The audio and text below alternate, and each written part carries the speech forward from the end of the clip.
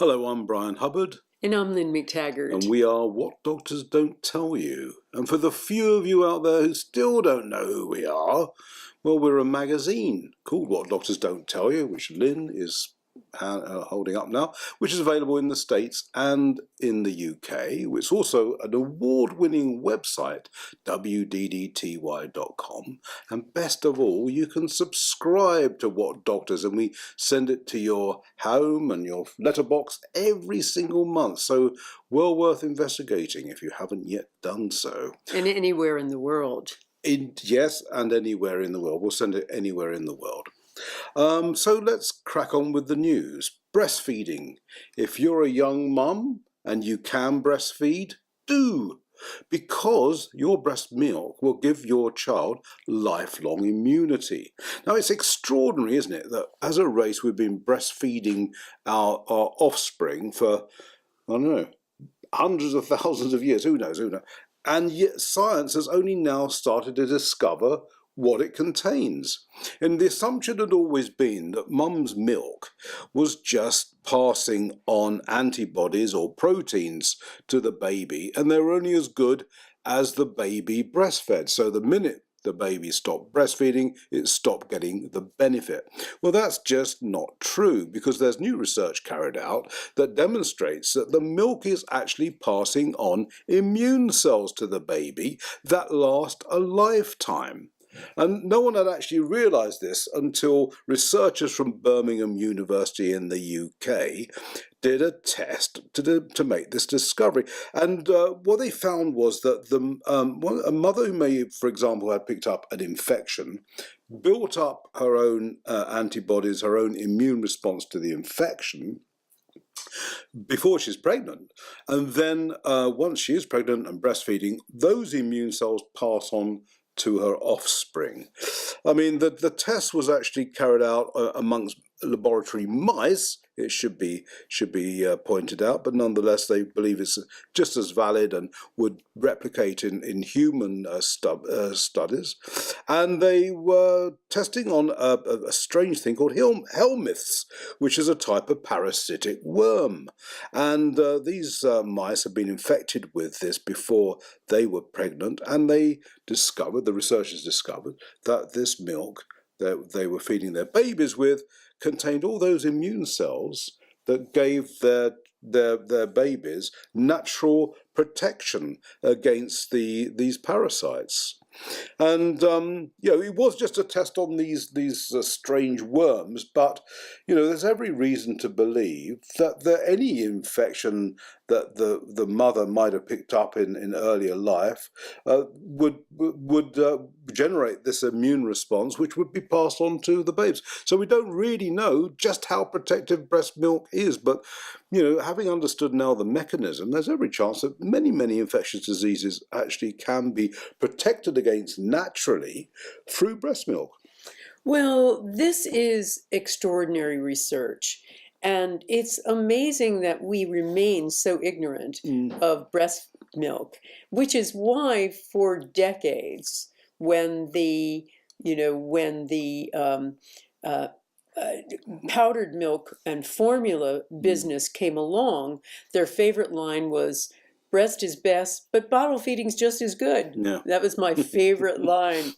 And to this day, they're now trying to say that choosing not to breastfeed is a feminist issue.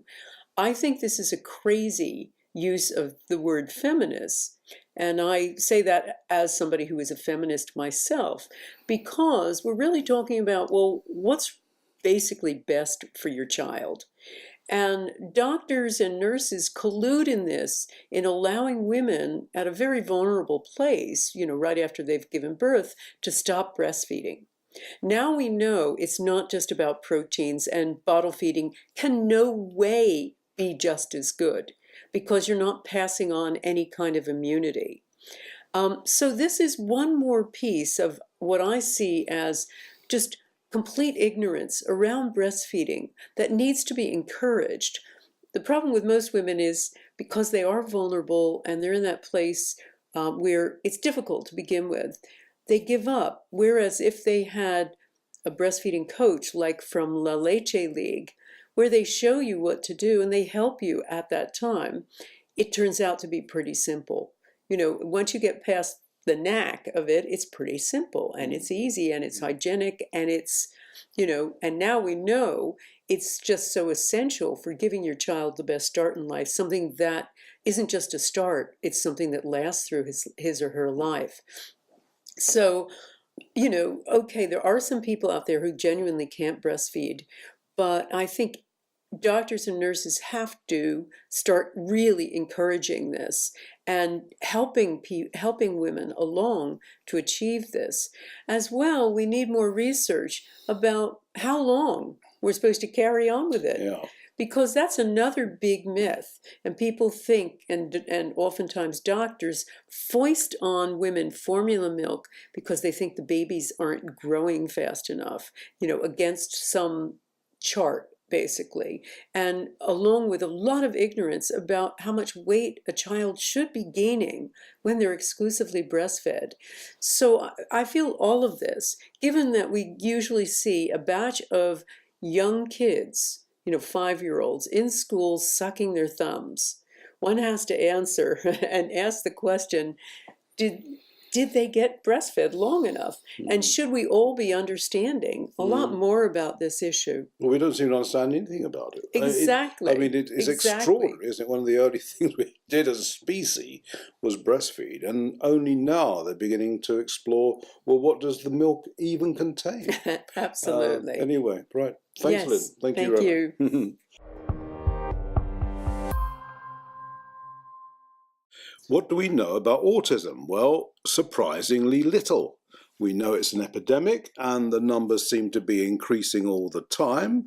But what causes it? Well, no one's really sure even now. As you know, at one point the MMR vaccine was fingered, but the manufacturers assure us that's not the problem. So what causes it? Well, of course, neurologists and folk like that have been looking in the brain to find the answer, and new research out of Australia says you're looking in the wrong place, mate. It's all in the gut. And it's quite fascinating. Researchers at the university in Melbourne say that they've discovered the same gene mutations in the gut that are also in the brain of autistic children. So what they don't quite know is where does it start, but they suggest it probably does begin in the gut and then passes to the brain. And the clue that got them going on this was that around about 90% of autistic children suffer from quite severe gastrointestinal problems. And that got them thinking, well, are we looking in the wrong place? Let's not look at the brain, let's look at the gut and see what we see. And this gene mutation came up. And the actual mutation seems to affect the neural connections that take place in the brain, which sort of could explain why autism happens in that case. And it's specifically to do with the way the neurons interact with each other. They say like Velcro, so they stick together and they stay in close contact. But when this mutation occurs, this good stickiness isn't quite so sticky, and so there isn't the same connection going on. And it sort of affects many things, this mutation. Apart from seeming to be linked to autism, possibly causing autism, it also affects the way the gut processes food and the way the gut contracts, the speed that food moves through the intestine. So a number of factors at play here, which I think is absolutely fascinating. And now they feel they are actually a step closer to actually finding a resolution for autism. What caused it? What caused the gene mutation in the first place? They don't hazard a guess, they don't say. But if they can just get this mutation figured out, they're well on the way to solving the autism epidemic. Well, this is really interesting because, as you say, you have to start asking the question, well, why? do we have all of, if a genetic mutation causes it, how come we have an epidemic of genetic mutations? Because so many children now have autism or are on the spectrum. I mean, it's just unbelievably epidemic. Now, remember, this is a really important point. Poor Dr. Andrew Wakefield, who has been demonized for his view that the MMR may have been the cause of autism in the children he was seeing, started seeing those children because he is a gastroenterologist.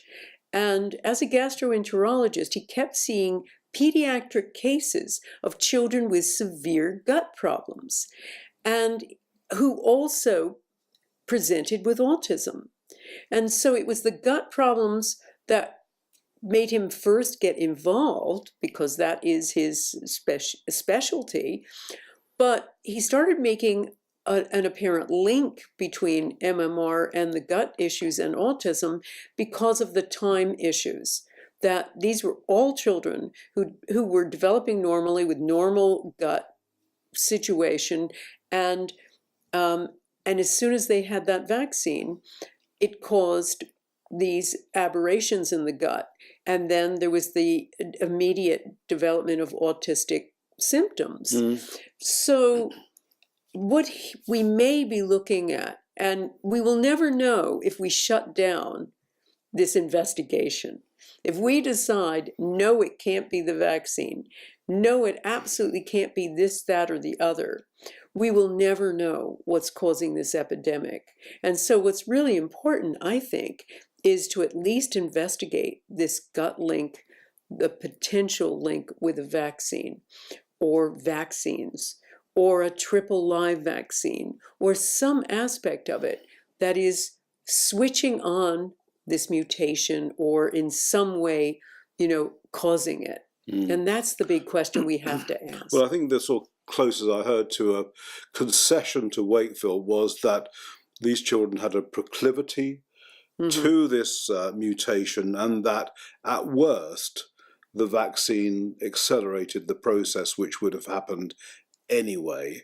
But since then they've stepped away even from that position, of course, and said, well, it's got absolutely nothing to do with it. Yeah. But I mean, I think for a lot of parents who have autistic children, I mean, this is wonderful news. This is a genuine breakthrough. This is a real step on the road to finding a solution, which I think, we have to praise and say, fantastic news. Well done, RMIT University in Melbourne. Absolutely. Thanks. Indigestion tablets. I think we all pop them for heartburn, indigestion, otherwise known as antacids, sometimes known as proton pump inhibitors or PPIs. They're sort of handed out willy-nilly. Doctors are accused of actually prescribing them for no real good reason, and that often does happen. And they prescribe them in vast numbers. I mean, research here found that people were getting 90-day packs of them, so they're popping them almost on a daily basis just to help them digest their food. And new research says, they really shouldn't, because these drugs are killers. They estimate that they're killing 4 out of every 100 people, 4% of people who regularly take a PPI or proton pump inhibitor.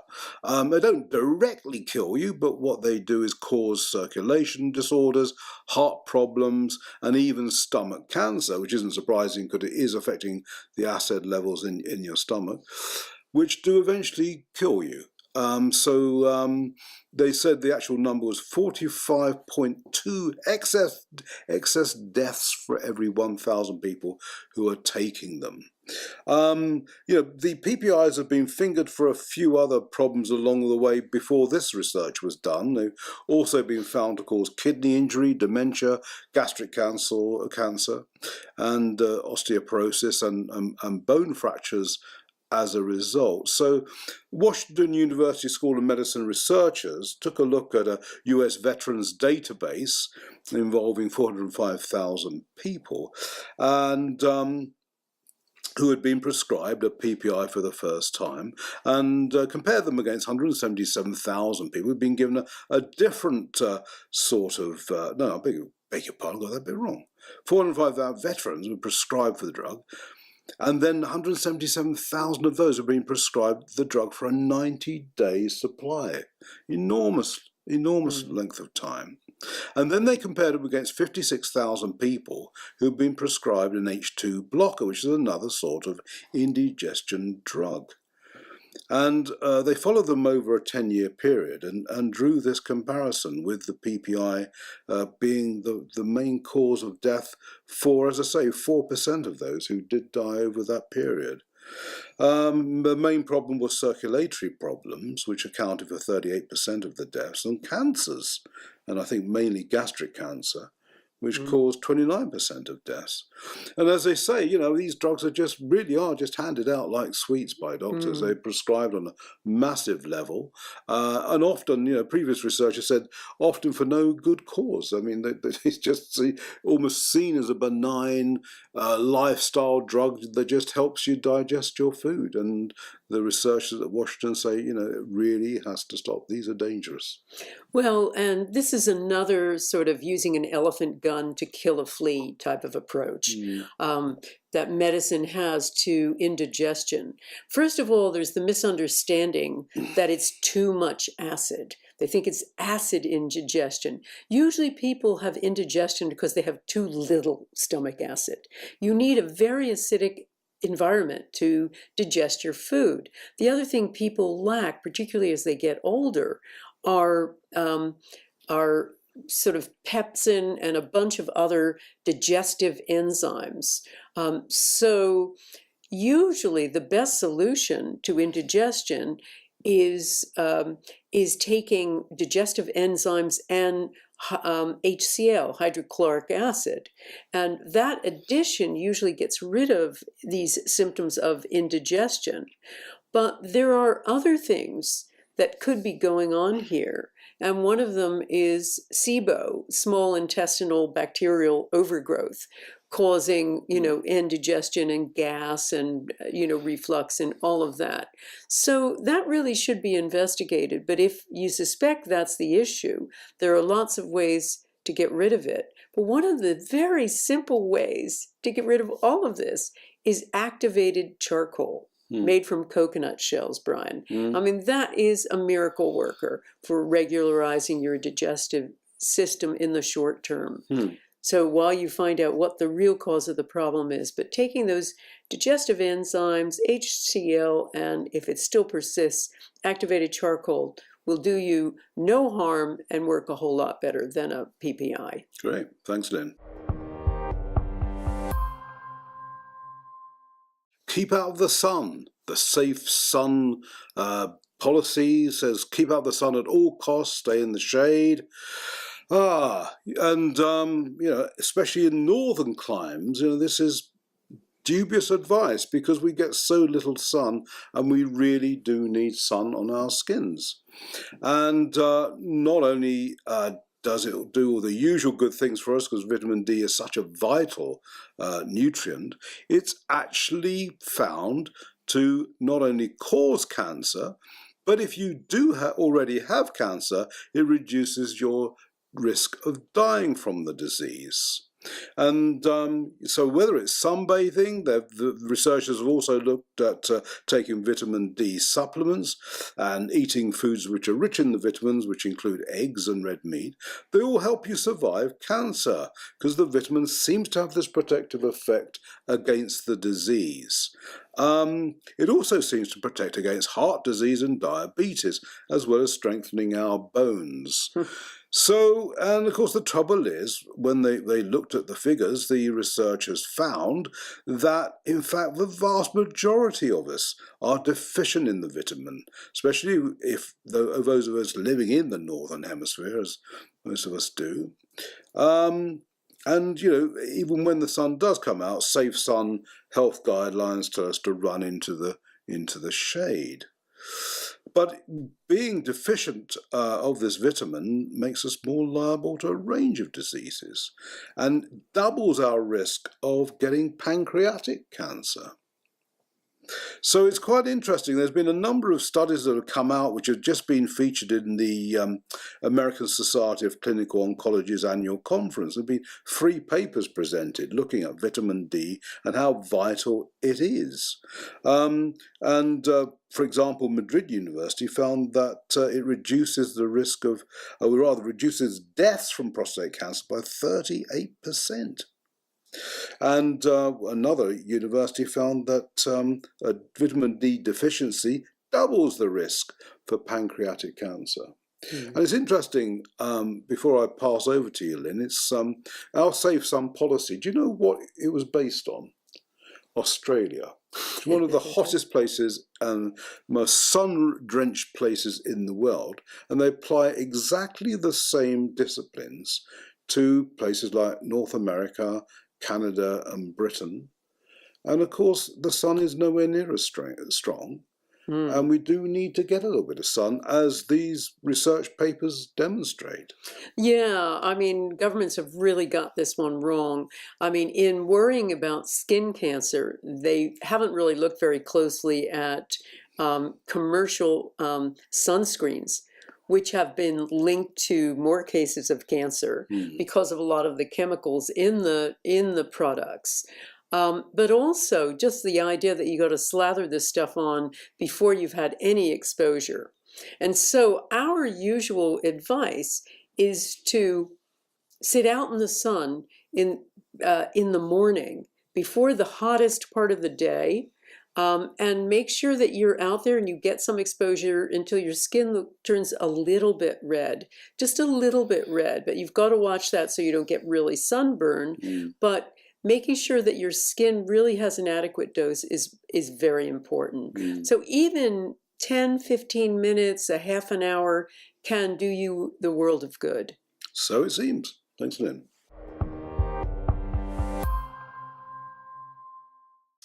Don't often feel sorry for drug companies, it must be said, but spare a thought today to Bayer, because they are the guys who bought up Monsanto last autumn, and part of the great library of goodies that Monsanto produce is Roundup, one of the world's most successful and popular weed killers.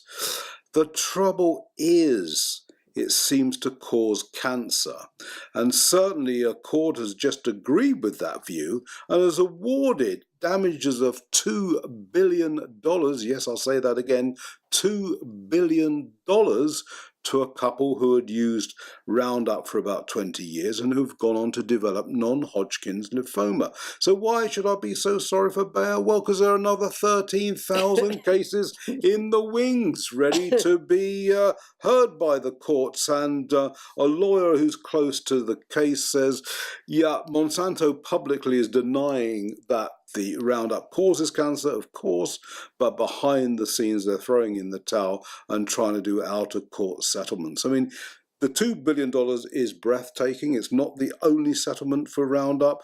Previous awards of $289 million and $18 million have been made to people who develop cancer after using Roundup.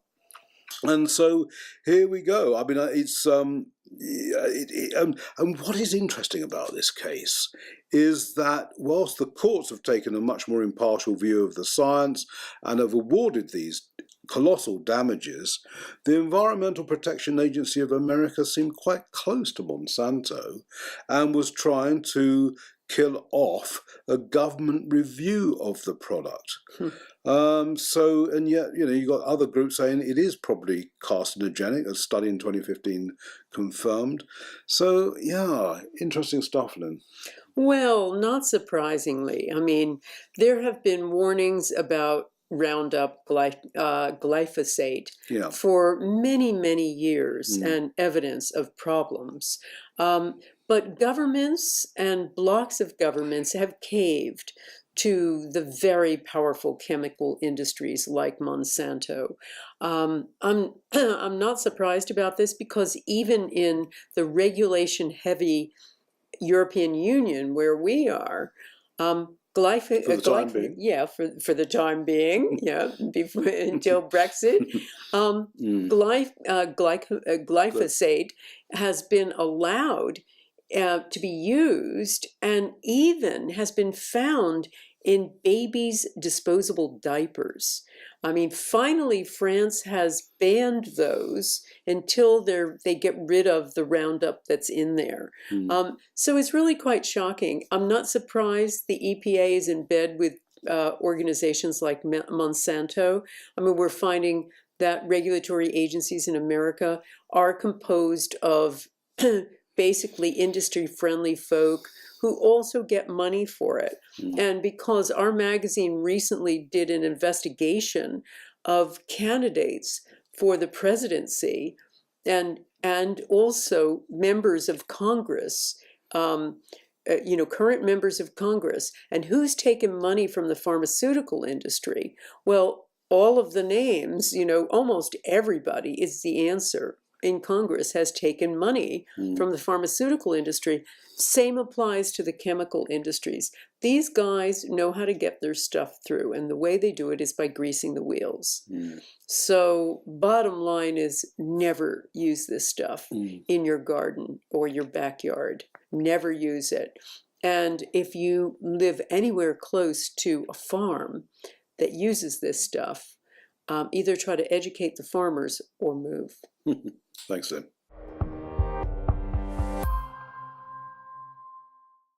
Want to live a long life? Then have a reason to live. Sounds pretty obvious, but actually probably less so than you realise.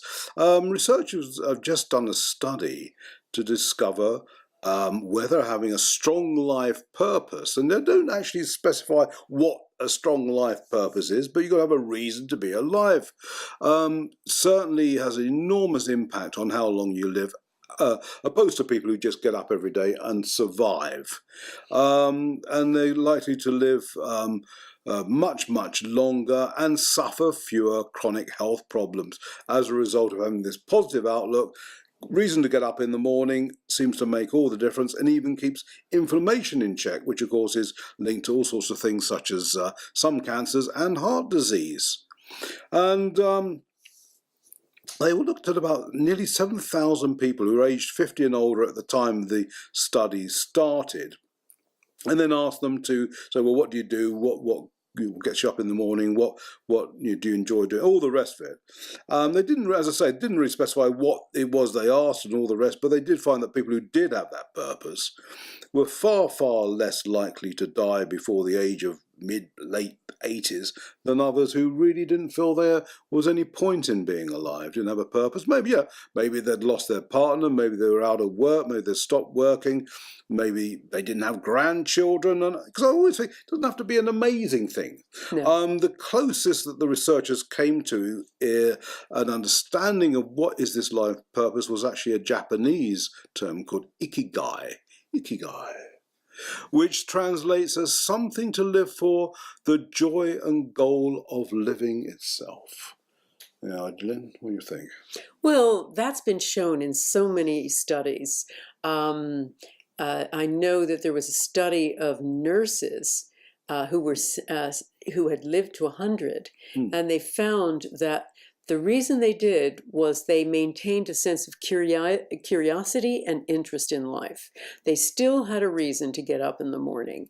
And, as you say, that doesn't have to be so powerful. A friend of ours, Dr. John Diamond, who is a psychiatrist but has become a holistic practitioner, got involved in testing what he called behavioral kinesiology. That's the muscle testing that usually tests for toxic substances. He tested for toxic thoughts, and he found that the most powerful thought of all was the thought of what you were put on this earth to do. Now, that can be being a parent, being a spouse, making a perfect chocolate cake. But as long as you have a reason to be, and that can also be being of service, which so much evidence shows, involves